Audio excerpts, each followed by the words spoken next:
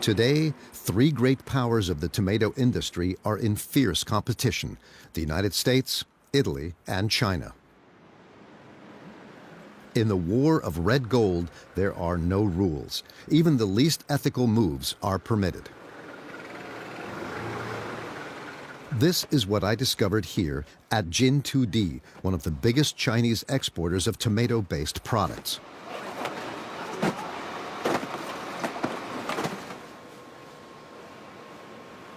Ma Jianyong, the managing director of the company, agreed to show me his factory. Like any good entrepreneur, he starts with a small guided tour of his production line.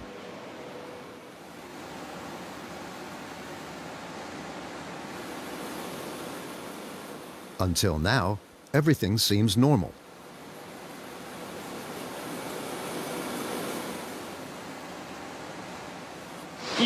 分钟的产量就是300罐的产量啊。但一天下来呢，就要1台设备，灌装封口机1台，就应该达到2个集装箱。The first surprise was waiting for me in the warehouses. Gina, does that not remind you of anything?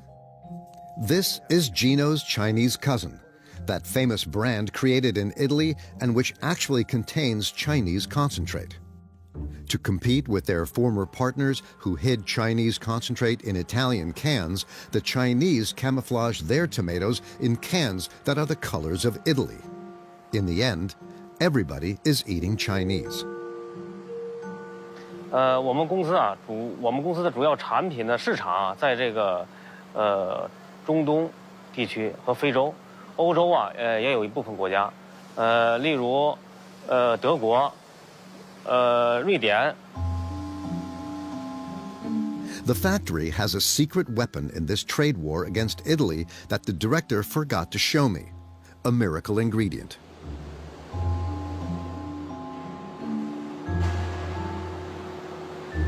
A white substance is added to the tomato sauce in large quantities. This substance does not appear on the label.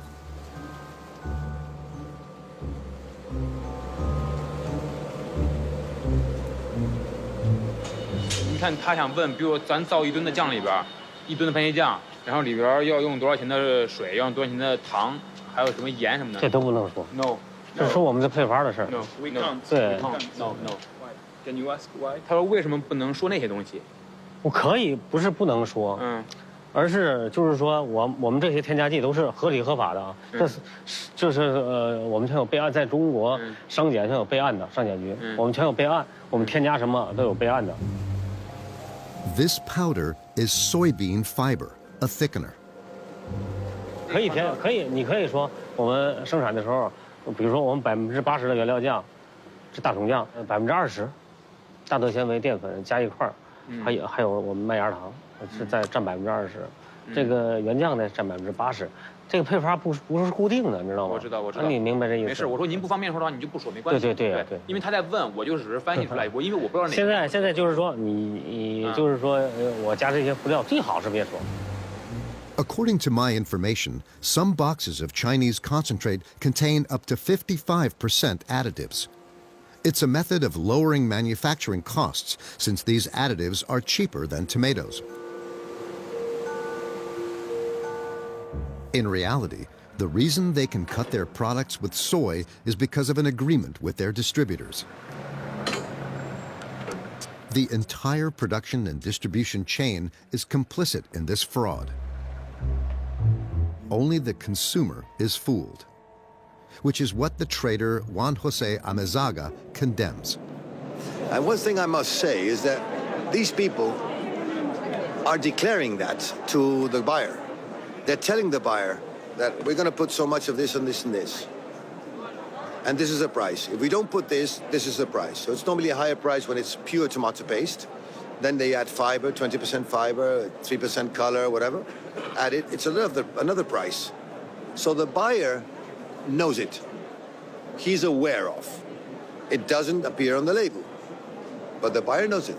Distributing companies that buy thousands of tons of Chinese paste in cans under their own brand in the distributor's brand in Africa. know that the product will have these things, and it's not declared. Let's go back to China. In 20 years, it has gone from a tiny player to a giant of the tomato industry. Initially, the Chinese didn't care at all about tomato sauce.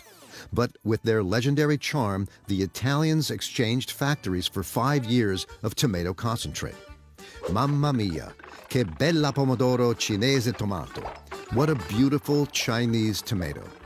A bargain for Italy that turned Chinese production into a sauce that was made in Italy without anybody noticing. But since then, the Chinese decided to take on the Italians with sauces made in China. The battlefield for this duel of red gold? Africa, where they consume the most concentrate per capita.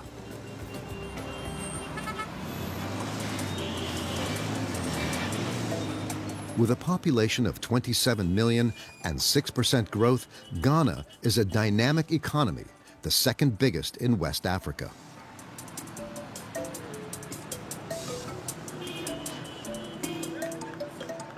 Ta-da! Hi! Don't worry, Mama.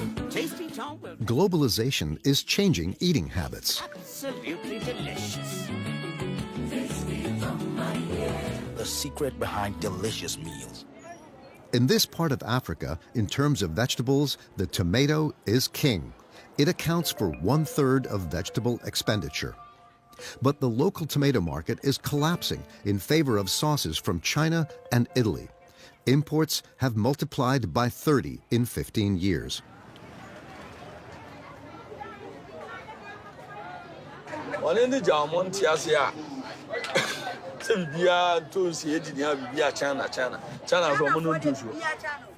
The conquerors of this new market?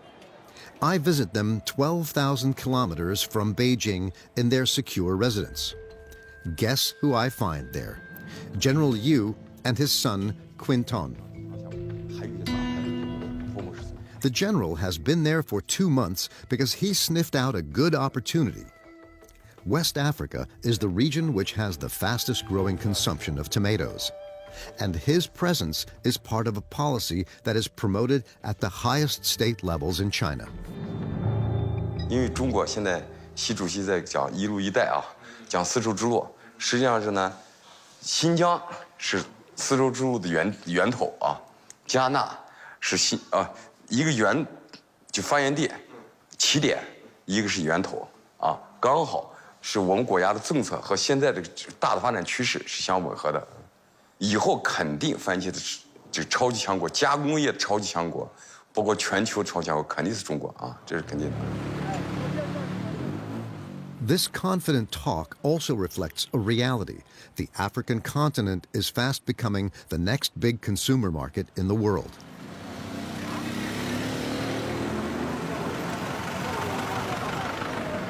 In this market that you saw, there's hundreds of shops that sells tomato paste here. And the brands, there are 50 brands at least in the market.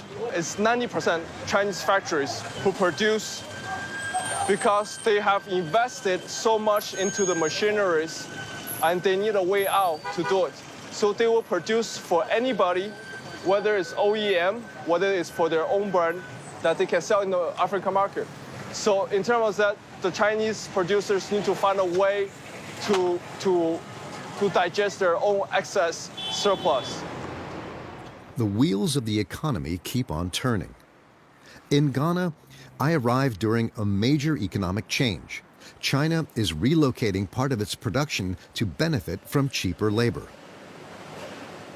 On production lines imported from their country, the Lius manufacture their finished products from Chinese concentrate. 他们赚得多，我付得多。你可以这样子，你可以教他怎么去干，但是你不能帮他去干。你懂我意思吧？你教他怎么去干，但是你不能去干。唯一教他去干，唯一我们自己干的是他妈的配料，那是我们自己搞的，其他地方全都不行。 Ghanaian workers are paid 4 times less than Chinese workers, 100 euros per month. This year in China, as you know, the global economy is not that well. You see a lot of factories shutting down, moving to Southeast Asia, moving to moving to Vietnam, moving to Indonesia, Malaysia, those areas. And you will see, especially in the tomato paste business, that you see a lot of factories moving to African countries.